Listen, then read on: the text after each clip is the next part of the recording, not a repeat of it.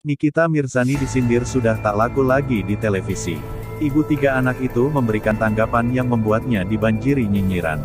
Dikenal sebagai artis kontroversial, Nikita Mirzani belakangan memang sudah jarang muncul di acara televisi. Padahal ibu tiga anak ini dulu sering digandeng jadi host di sejumlah program. Udah gak laku ya di TV. Celetuk Nikita Mirzani membaca sindiran warganet dalam video unggahan akun gosip. Seperti biasanya, Nikita Mirzani memberikan jawaban santai. Mantan pacar John Hopkins itu sesumbar dirinya tak pernah muncul di televisi karena tidak ada yang sanggup membayarnya. Nikita Mirzani menyebut tarifnya untuk tampil di acara televisi sangat mahal. Nikita juga mengaku honornya tak bisa ditawar. TV yang gak mampu bayar gue, sayang, sesumbar Nikita Mirzani. Karena gue mahal dan gak bisa ditawar, sambungnya. Respons Nikita Mirzani terhadap sindiran tak laku di TV menuai nyinyiran dari warganet.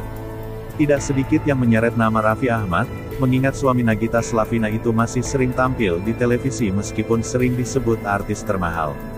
Sombongnya, Raffi Ahmad yang mahal aja TV mampu bayar kok, cibir akun @ahnaf_rafaiza_wildan.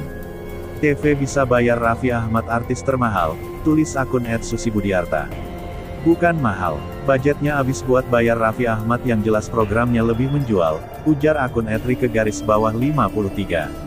Sementara itu, Nikita Mirzani belakangan tengah berseteru dengan Nindi Ayunda dan Dito Mahendra. Nikita sempat ditahan karena dilaporkan atas kasus pelanggaran UU ITE.